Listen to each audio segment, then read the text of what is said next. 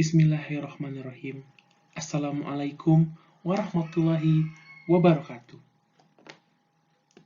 Innal hamdalillah nahmaduhu wa nasta'inuhu wa nastaghfiruhu wa na'udzubillah min syururi anfusina wa min sayyiati amalina may yahdihillah fala mudhillalah wa man yudlil fala hadiyalah.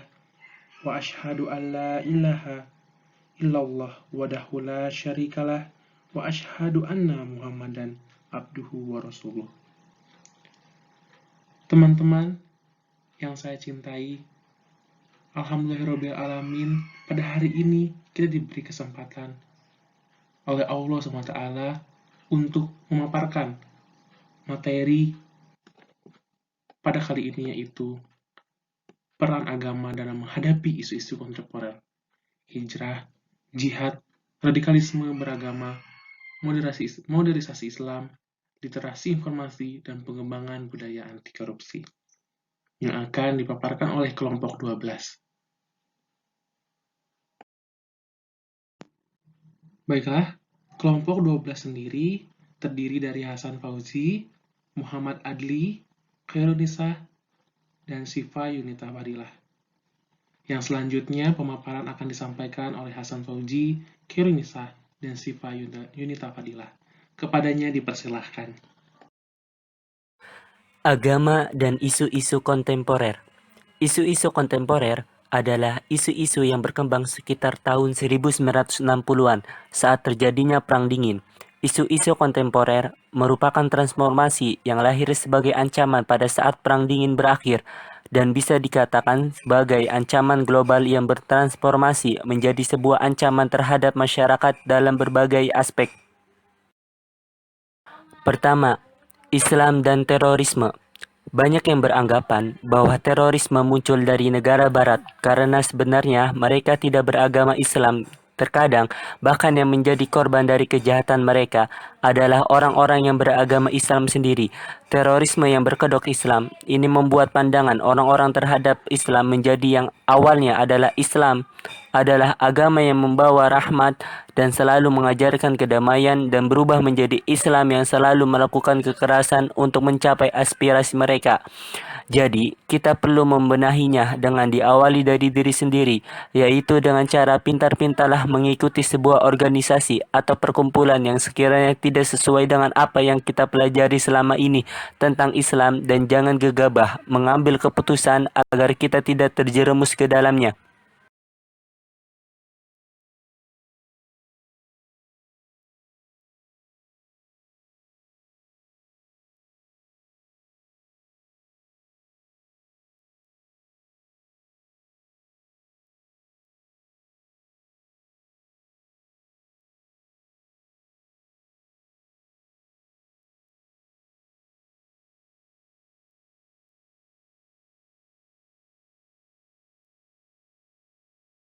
Ketiga, Islam dan negara. Pada abad ke-7, Rasulullah SAW menuangkan pemikirannya dalam Piagam Madinah yang membuat sahabat dan kaumnya merasa kagum akan kepemimpinan Rasulullah. Piagam Madinah masuk kepada syariat bukan fikih. Piagam Madinah dijadikan contoh untuk membentuk suatu masyarakat yang majemuk. Di Indonesia, hukum Islam tidak bisa dimatikan dengan sistem hukum. Dalam konteks ini, ada 3 pandangan agama terhadap negara, yaitu 1. Agama tidak mendapat tempat dalam kehidupan bernegara. 2. Agama terpisah dengan negaranya.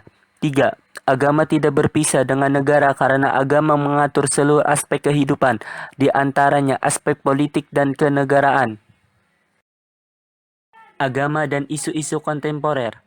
1. Islam dan zaman kedatangannya. Ajaran Islam terkait dengan waktu dan budaya setempat. 2. Ekspansi ajaran Islam. Islam menjadi agama yang diyakini bukan hanya masyarakat Arab. Ketiga, permasalahan bermunculan, namun sumber yang ada terbatas. 4. Perluasan ijtihad, perlunya integrasi pemahaman agama keilmuan. Fenomena hijrah, jihad, radikalisme beragama, dan moderasi Islam. Yang pertama, hijrah, yaitu berpindah atau menyingkir untuk sementara waktu dari suatu tempat ke tempat yang lainnya yang lebih baik dengan alasan tertentu, seperti keselamatan, kebaikan, dan sebagainya. Yang kedua, jihad, yaitu usaha dengan segala daya upaya untuk mencapai kebaikan atau usaha sungguh-sungguh membela agama Islam dengan mengorbankan harta benda, jiwa, dan raga. Yang ketiga, radikalisme beragama, yaitu gerak keagamaan berbasis kepada tafsiran literal hukum agama demi pemahaman yang lurus dan murni, dan karena itu menolak Pancasila dan toleransi. Yang keempat, moderasi Islam, sebuah pergerakan yang mencoba merukunkan agama Islam dengan nilai-nilai modern dari Barat seperti nasionalisme, demokrasi, hak-hak sipil, rasionalitas, kesetaraan, dan perjuangan sosial. Hijrah dan jihad. Hijrah dan jihad merupakan perintah Allah Subhanahu wa Ta'ala yang memiliki keutamaan yang luar biasa. Hijrah dan jihad memerlukan pengorbanan yang maksimal. Dengan hijrah dan jihad, seseorang harus rela meninggalkan kampung halaman, harta, aset, jaringan bisnis, dan lain sebagainya.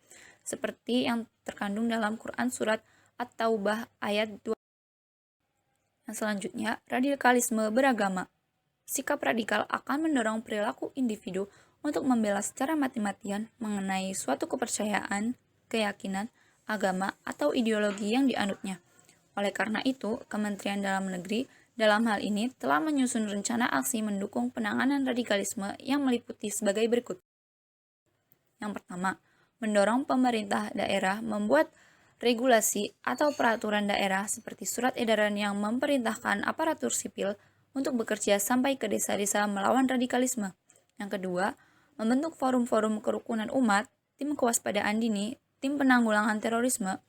Forum ini harus dipergunakan pemerintah daerah untuk mencegah tindakan radikalisme individu atau kelompok. Yang ketiga, tim terpadu penanganan konflik sosial harus melaksanakan pemantauan terhadap pelaku aksi radikalisme dan terorisme. Yang keempat, aparat di daerah harus memonitor atau memantau keberadaan kelompok-kelompok tertentu, semisal warga negara Indonesia yang baru pulang dari luar negeri dan berpotensi membawa paham-paham radikal. Yang kelima, pemerintah harus mendorong semua pihak hingga ormas-ormas di masyarakat untuk bersama menangkal radikalisme. Yang terakhir, moderasi Islam. Dalam bahasa yang lebih sederhana, moderasi Islam dapat dipahami sebagai pandangan atau sikap berusaha mengambil jalan tengah. Muslim moderat menjalankan Islam secara mendalam atau kafah dan seimbang, baik pada tataran hubungan dengan Allah atau hablum minallah maupun kepada sesama manusia, hablum minanas. Kehidupan muslim moderat cenderung fokus untuk meningkatkan mutu kehidupan manusia, baik berkaitan dengan pengetahuan, sistem ekonomi dan keuangan, politik kebangsaan, pertahanan, persatuan maupun persamaan ras. Konsep Islam tentang literasi informasi. Pemilihan informasi berdasarkan nilai-nilai Islam. Dalam perspektif Islam, terdapat sumber informasi yang selalu digunakan atau dimanfaatkan oleh manusia. Sumber informasi tersebut terdiri dari wahyu Allah Subhanahu wa Ta'ala berupa Al-Quran dan Al-Hadis yang berasal dari Nabi Muhammad SAW yang merupakan penjelasan dari Al-Quran. Pesan atau informasi yang disampaikan dapat bertujuan untuk mencapai efektivitas pengaruh informasi yang tidak merugikan kedua belah pihak.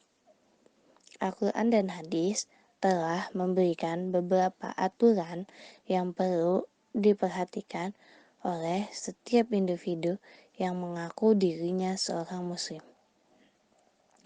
Menurut Agus Sofyandi, antara lain, yang pertama yaitu qasas atau naba al-haq, yaitu informasi yang disampaikan harus menggambarkan kisah, berita, dan informasi yang benar, terutama yang berhubungan dengan isi informasi yang disampaikan. Yang kedua, amar ma'ruf nahi munkar, yaitu informasi yang disampaikan diarahkan pada berkembangnya sarana saling mengingatkan untuk berbuat baik dan saling mencegah untuk berbuat kemungkaran dan dosa.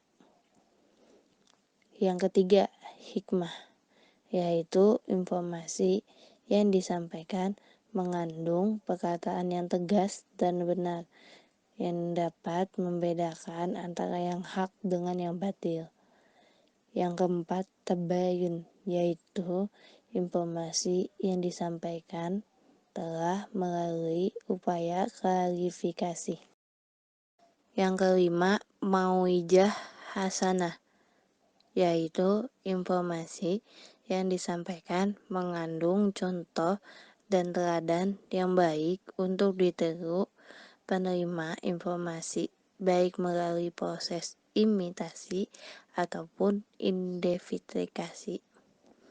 Yang keenam, lain, yaitu menyampaikan informasi dengan menggunakan tutur bahasa lemah lembut dan tidak keras serta kasar, sehingga si penerima informasi tidak tersinggung dan tidak berupaya untuk menutupi kekurangan dan kesalahan dirinya.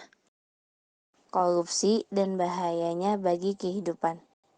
Dalam Kamus Besar Bahasa Indonesia atau KBBI dijelaskan tentang pengertian istilah korup dan korupsi. Korup adalah buruk, rusak, busuk.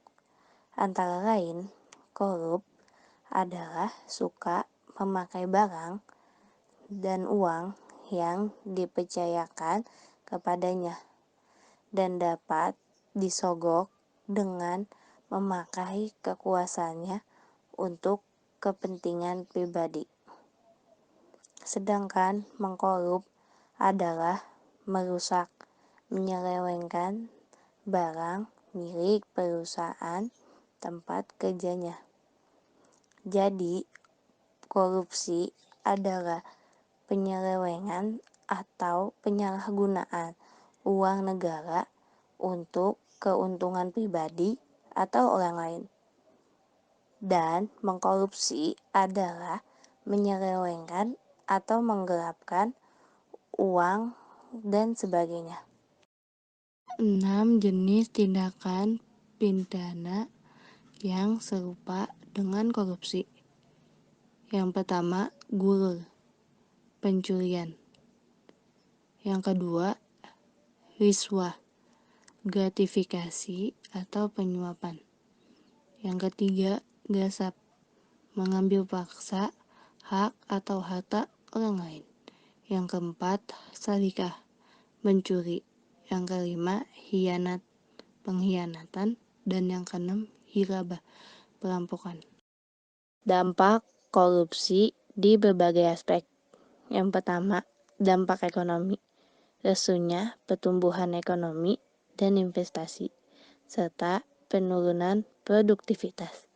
Yang kedua, dampak sosial dan kemiskinan masyarakat dengan mahalnya harga jasa dan pelayanan publik serta pengentasan kemiskinan berjalan lambat. Yang ketiga, dampak terhadap politik dan demokrasi.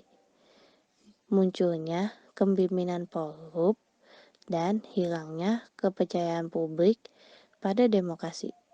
Yang keempat, dampak terhadap penegakan hukum. Adanya fungsi pemerintah mandul dan fungsi pemerintah berjalan lambat dan tidak sesuai prosedur aturannya. Yang kelima, dampak terhadap pertahanan dan keamanan. Lemahnya alutsista, sistem pertahanan dan kemiliteran, dan lemahnya garis batas negara. Yang keenam, dampak kerusakan lingkungan, menurunnya kualitas lingkungan dan menurunnya kualitas hidup. Baiklah, kesimpulan yang bisa kita ambil dari materi hari ini adalah setiap ajaran agama mengajarkan kepada umatnya untuk hidup rukun damai, saling toleransi, dan menghargai kepada perbedaan pendapat dan paham, dan tidak mengajarkan pada umatnya melakukan perbuatan kekerasan atau anarkis terhadap umat lainnya atau golongan lain. Kita juga perlu membenahinya dengan diawali dari diri sendiri, yaitu dengan cara pintar-pintarlah mengikuti sebuah organisasi atau perkumpulan yang sekiranya tidak sesuai dengan apa yang kita pelajari selama ini tentang Islam.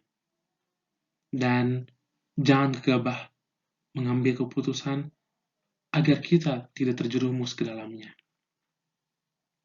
Di era globalisasi saat ini, banyak berbagai permasalahan kehidupan yang terjadi. Jadi, diri kita pun harus bijak dalam mencari dan mendapatkan informasi. Serta, jadilah orang jujur untuk menghindari tindakan korupsi.